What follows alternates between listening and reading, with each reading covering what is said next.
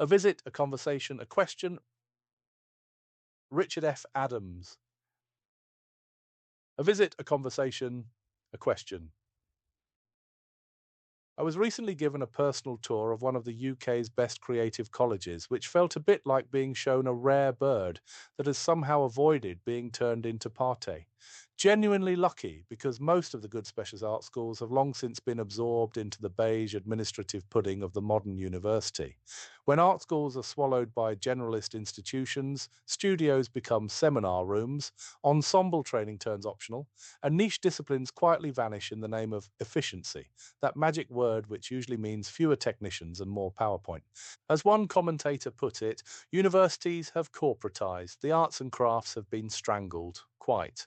The few independent colleges that survive do so by swimming against the current, and this one, to its credit, is not merely afloat, but thriving.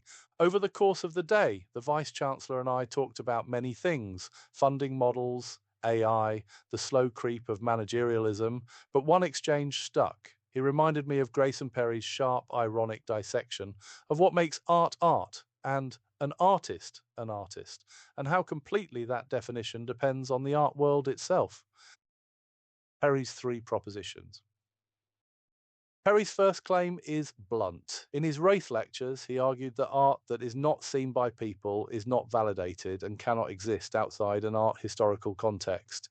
The status of something as art is not an intrinsic property of the object. It is conferred by circulation inside a recognized ecology of audiences, critics, and curators. Without that frame, the work floats unanchored, invisible, unconnected to any story about where it sits, in relation to movements or traditions. The ultimate validation, Perry said, was for a work to be deemed museum quality, delivering both kudos and market value, through what he described as a series of juries, a collective effort of validation. It is, when you lay it out like that, a slightly ecclesiastical model, very hierarchical, salvation by committee. It also totally throws away outsiders who don't fit that model. Reactionary bollocks, really. His second point sharpens the first. Describing Tyson's magical activation pieces, Perry notes that Tyson simply renamed things already in the gallery. A light switch became the apocalyptic switch. A bulb became the light bulb of awareness, using his power as an artist to designate things art, but crucially within the art context.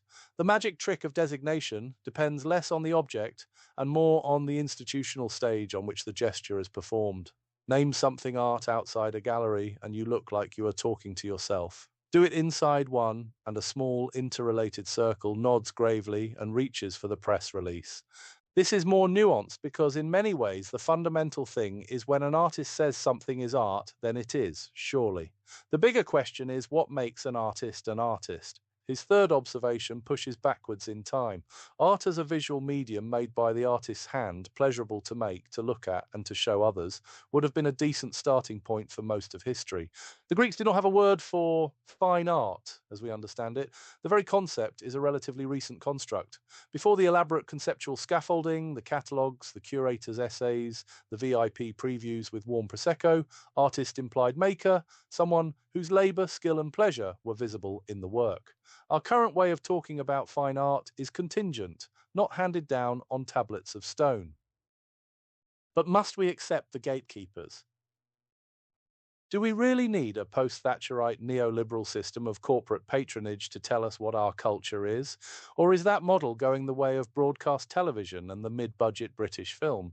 Post-war, having work on Cork Street was undeniably validating, but as with pop music, technology, and what is about to come next, renders that particular definition increasingly threadbare. We are on the verge of new definitions, and the old ones are losing their monopoly. Take a pianist who plays beyond grade 8 level. They may never perform in a concert hall, never record, never appear on a program, yet they are plainly a musician, and they may have 1 million followers online and be earning a better living than they could through old-fashioned patronage. Vincent van Gogh had virtually nothing exhibited in his lifetime and still has to be described as an artist, unless we are prepared to argue that the Starry Night was merely and administrative oversight. Frédéric Chopin gave only around 30 public concerts in his entire career, strongly disliking the atmosphere of large halls. He built his reputation through salons, teaching, composition, and intimate performance, becoming one of the central figures of 19th century piano music, despite avoiding the conventional circuit. By Perry's strict institutional logic, he looks dangerously undervalidated. By any sane account, he was an artist to his fingertips. Then there is Minna Keel. Born in 1909 in London's East End to Russian Jewish immigrants, she studied at the Royal Academy of Music, wrote early works influenced by Bruch and Debussy, then at 20 was forced to abandon her studies to help in the family business. She married, had a son, the historian Raphael Samuel, joined the Communist Party, and did not compose for over 40 years. In 1975, the composer Justin Connolly stumbled across her youthful scores and encouraged her to begin again. She was 66. She resumed lessons, later studying with Oliver Knussen, and completed her Symphony Opus 3, a powerful, stormy work performed at the BBC Proms in 1989 when she was 80.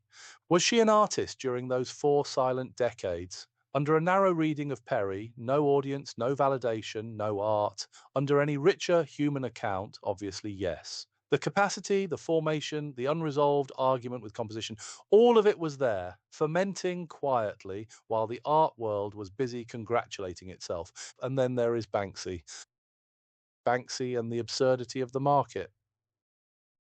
The work is vibrant, funny, genuinely resonant, a sharp fit for the zeitgeist. Shop Until You Drop, Season's Greetings, The Shredded Girl with Balloon, a recurring critique of capitalism and consumerism.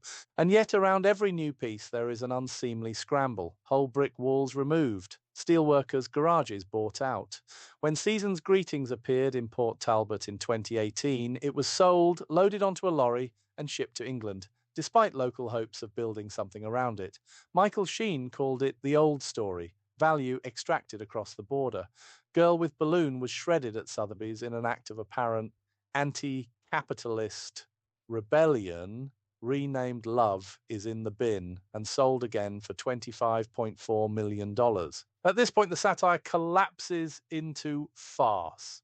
It is not culture so much as a derivatives market with better lighting.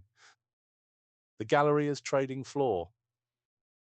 The contemporary gallery dealer system presents itself as guardian of culture, but increasingly behaves like a boutique investment bank trading in symbolic assets. It converts qualities into quantities, critical evaluation into economic evaluation, and quietly allows the price system to become the ultimate judge. This is why the Tate Modern is struggling. Wall texts function as marketing collateral.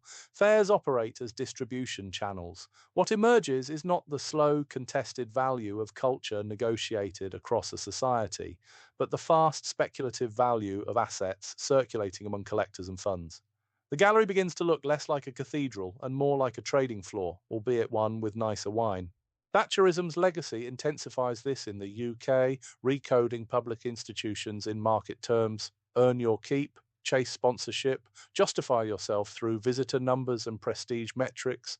Under such conditions, tastes align with donor appetites and international market currents.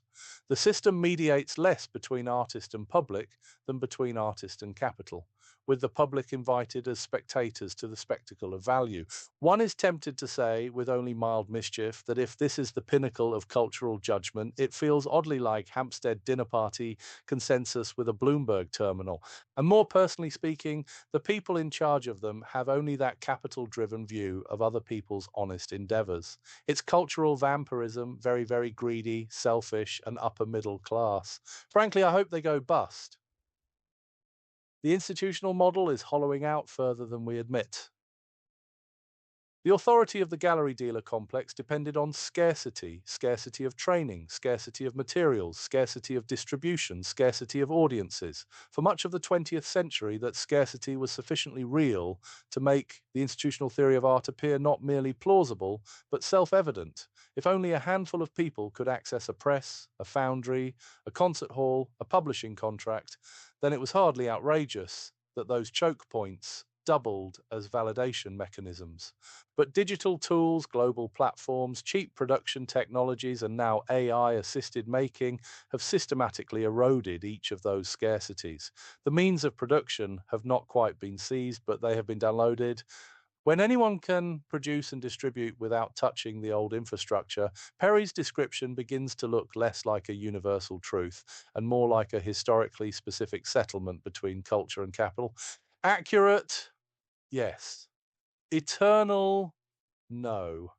Dickey argued that works of art are art as a result of the position they occupy within an institutional framework.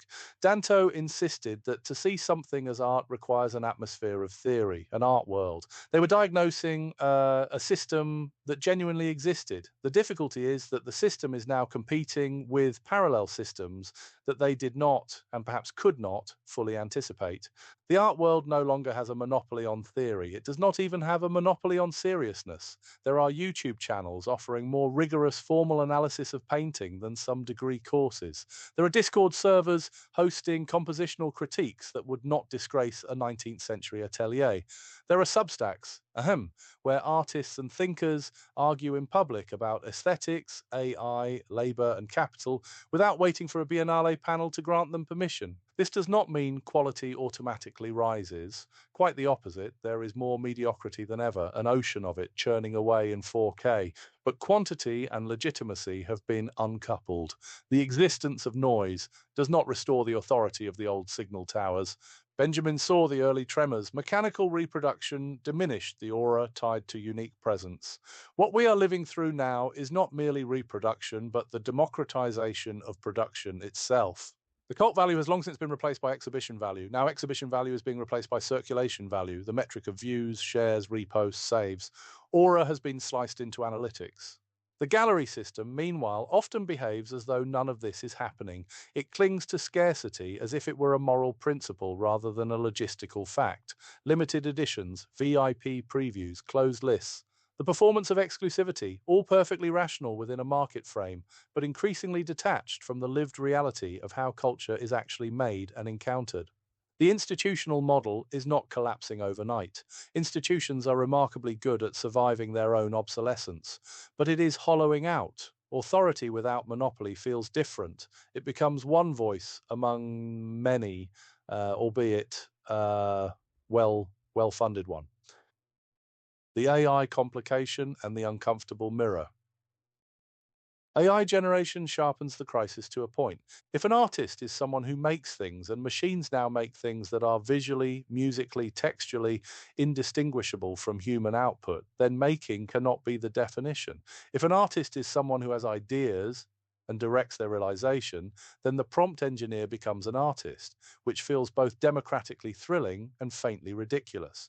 We are one step away from declaring that typing melancholic oil painting of a lighthouse in the style of late Turner counts as a studio practice. The more serious issue is not technical but philosophical. Generative systems are trained on vast corpora of existing human work.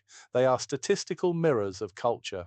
They do not suffer, hope, regret, or revise their lives in light of what they have made. They do not wake at 3 in the morning with a line of music they cannot quite resolve. They do not abandon composition for 40 years and then return to it at 66, as Minna Keel did with The Weight of a Life behind them.